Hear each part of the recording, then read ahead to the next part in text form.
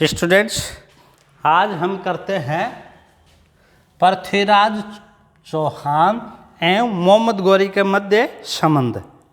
देखो, कल हम कर चुके थे पिछली क्लास में पृथ्वीराज चौहान ने दलपंगुल विश्व विजेता की उपाधि धारण की थी। इतिहास में राय पिथौरा के नाम से जाने गए थे। इनके जो प्रधानमंत्री थे वो कैमास थे। इनकी माता कर्पूरी देवी थी जो इनकी संरक्षिका बनी। 11 वर्ष की आयु में गद्दी पर बैठे। सबसे पहले नागार्जुन का विद्रोह दबाया, बंडानकों का विद्रोह दबाया और चंदेल शासक परमार्दी देव से युद्ध हुआ 1182 में, जिसमें अल्लाउद्दल जो चंदेल शासक के सेनापति थे मारे गए। पृथ्वीराज चौहान की विजय हुई। 1182 में चालुक्य शासक को हराया। संयोगिता और दिल्ली को राजनीतिक महत्वाकांक्षा को लेकर के चंदेल शासक जयचंद, गढ़वाल शासक जयचंद से आपसी प्रतिद्वंदिता थी। अब हम इम्पोर्टेंट लेते हैं मोहम्मद गौरी के साथ संबंध। भारत के उत्तर पश्चिम में गौर प्रदेश अब वर्तमान में अफगानिस्तान में पड़ता है, मोहम्मद गौरी का शासन था।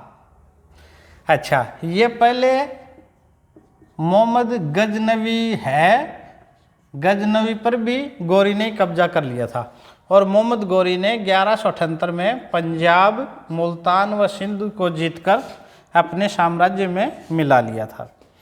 1190-91 में मोहम्मद गौरी ने सरहिंद, तबर हिंद पर अधिकार कर लिया। अब एक ये प्रश्न वेरी इंपॉर्टेंट बनता है, पृथ्वीराज चौहान व गौरी को किस बात को लेकर के संघर्ष था? ये सरहिंद, तबर हिंद के दुर्ग को लेकर के। अच्छा, ये 1190-91 में गौरी ने जीत लिया था और गौरी ने इसको अपने अधिकार में करके काजी जियाउद्दीन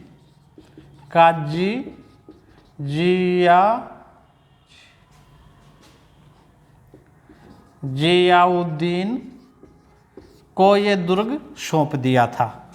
अब देखो, जैसे ही यहाँ सरहिंद, तबर हिंद पर अधिकार कर लेते हैं तो पृथ्वीराज चौहान के साथ युद्ध होता है और ये इतिहास में जाना जाता है तराइन का प्रथम युद्ध, जो कब का है? 1191। तराइन का प्रथम युद्ध है 1191 का। ये हुआ पृथ्वीराज चौहान व मोहम्मद गौरी के मध्य। पृथ्वीराज चौहान व मोहम्मद गौरी के मध्य इसमें पृथ्वीराज चौहान की विजय होती है। किस बात को लेकर के था ये? तबर हिंद को। दिल्ली के गवर्नर गोविंदराज ने मोहम्मद गौरी पर घातक प्रहार किया, जिसमें मोहम्मद गौरी घायल हो गया और इनके सैनिक मोहम्मद गौरी को युद्ध भूमि से गौरी को ले जाते हैं। अच्छा, पृथ्वीराज ने तबर हिंद, सरहिंद का दुर्ग काजी जियाउद्दीन से छीन लिया और काजी जियाउद्दीन को बंदी बनाकर अजमेर ले जाया गया और धन लेकर इनको गजनी लौटने दिया गया। गोविंदराज व खंडेराव की सहायता से पृथ्वीराज चौहान ने ये दुर्ग जीता।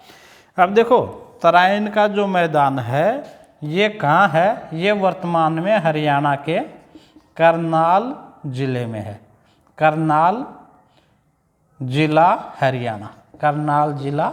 हरियाणा में। तराइन का प्रथम युद्ध।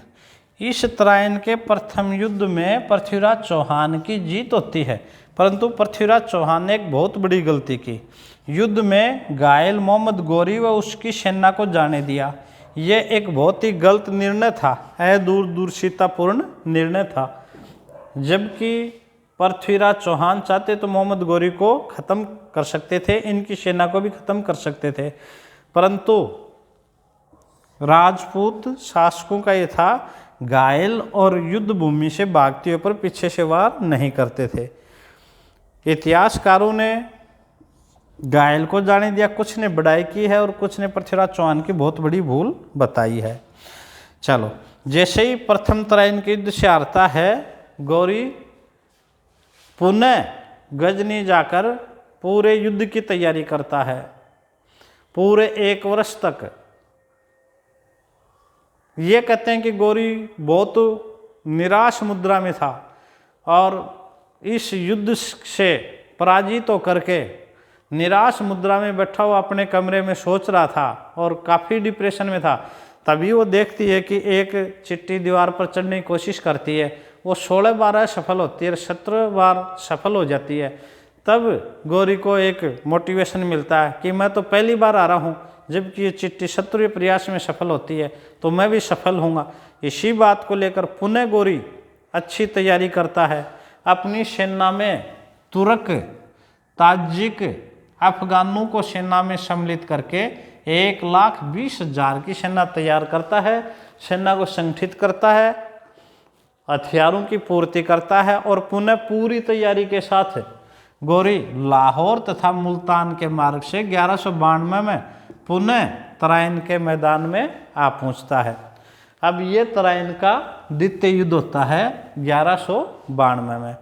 अब देखो यहाँ पृथ्वीराज चौहान और गौरी में युद्ध होता है, गौरी की विजय होती है। अब यहाँ गौरी ने कूटनीति भी इस युद्ध में काम में ली और धोखे से ये युद्ध जीता। गौरी ने पृथ्वीराज चौहान को दूत भेजा कि मैं युद्ध नहीं करना चाहता, आप समझौता कर लो, और ये कहा कि जब तक मुझे आगे गजनी से कोई संदेश नहीं मिल जाता तब तक हाँ युद्ध नहीं करेंगे और मैं संधि का इंतजार कर रहा हूँ। पृथ्वीराज चौहान भी निश्चिंत हो गए और रात के समय गौरी ने सुबह जब 4 बजे होते हैं, राजपूत सैनिक तैयारी नहीं थे, सोते हुए राजपूत सैनिकों पर आक्रमण किया और तराइन के द्वितीय युद्ध में पृथ्वीराज चौहान की हार होती है। और इस युद्ध में पृथ्वीराज चौहान के सेनापति खंडेराव की मृत्यु हो जाती है। अच्छा, अब देखो पृथ्वीराज चौहान के बारे में बहुत से मत है, पर एक महत्वपूर्ण वेरी ये इम्पोर्टेंट आप रखोगे, याद रखोगे। मिनहाज उस सिराज के इनका ग्रंथ है तबकात-ए-नासरी के अनुसार पृथ्वीराज चौहान को सिरसा, जो वर्तमान में हरियाणा में पड़ता है, सिरसा सरस्वती में इनकी हत्या कर दी गई। तो पृथ्वीराज चौहान की मृत्यु कहाँ होती है, आप सिरसा याद करोगे, सिरसा सरस्वती में इनकी हत्या कर दी गई। अच्छा, पर हसन निजामी क्या कहते हैं, हसन निजामी के अनुसार चौहान को कैद कर लिया गया और इन्हें धन लेकर अजमेर की गद्दी सौंप दी गई। ये मत है हसन निजामी का। और मिनहाज उस सिराज के अनुसार सिरसा में हत्या कर दी गई। ये इम्पोर्टेंट है, इसी को याद रखें। हसन निजामी के नाम से पूछ ले तब कहेंगे इनको अजमेर ले जाया गया और भारी राशि अजमेर की गद्दी पर बैठा दिया गया, परंतु पृथ्वीराज चौहान गौरी के विरुद्ध षड्यंत्र करा था तो यहाँ अजमेर में इनकी हत्या करवा दी। अच्छा, प्रोफेसर मोहम्मद हबीब व प्रोफेसर अहमद खलीक ने अजमेर का शासन सौंपने का एक प्रमाण बताया है कि गौरी ने पृथ्वीराज चौहान को अजमेर का शासक बताया है। इन्होंने कहा कि ऐसे सिक्के मिले हैं जिन एक सिक्के पर दूसरी तरफ मोहम्मद शाम लिखा हुआ है, मोहम्मद शाम अंकित है, जो पृथ्वीराज चौहान और गौरी के सम्मिलित शासन का प्रतीक बताया है। अच्छा, अब पृथ्वीराज रासो, जो ग्रंथ चंद्रबरदाई ने लिखा है, पृथ्वीराज रासो के अनुसार गौरी ने चौहान को बंदी बना लिया गया और गजनी ले जाया गया। और यहाँ गजनी में एक बार मनोरंजन का कार्यक्रम चल रहा था, तब पृथ्वीराज चौहान और इनके दरबारी कौन, पृथ्वीराज रासो के लेखक चंद्रबरदाई ने कहा कि हमारे पृथ्वीराज चौहान शब्द वेदी बाण चलाना जानते हैं।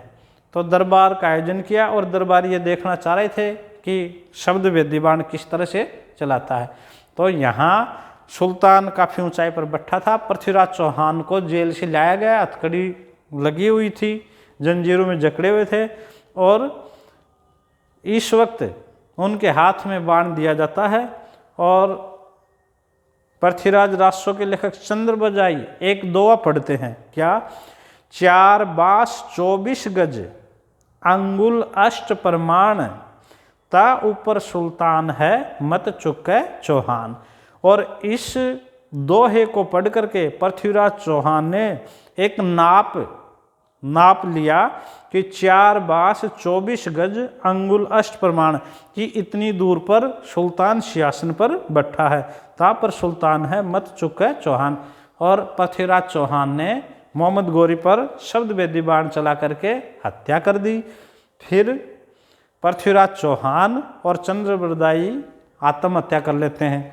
और ये लिखा है किसमें? पृथ्वीराज रासो में, हालांकि इतिहासकार इसे सही नहीं मानते। अच्छा, पृथ्वीराज रासो जो ग्रंथ है इसको पूरा किया था इनके पुत्र जलहन ने।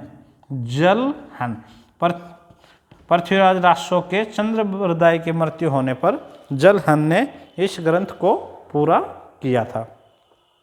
चलिए एक बार पुनः सुन लो।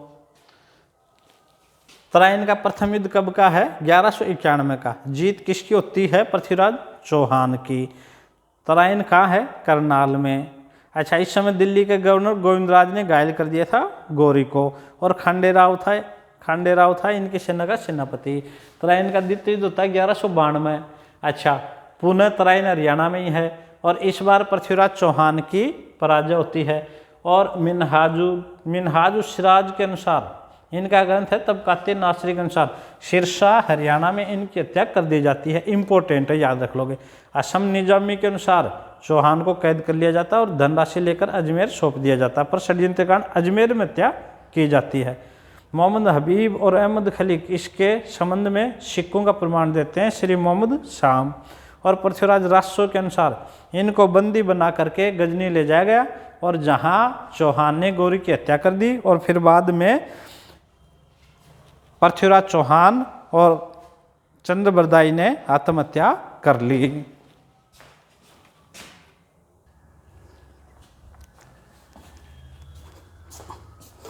अब देखो, तराइन के द्वितीय युद्ध में पृथ्वीराज चौहान की हार के क्या कारण थे? पहला, मोहम्मद गौरी की कुशल युद्ध नीति थी।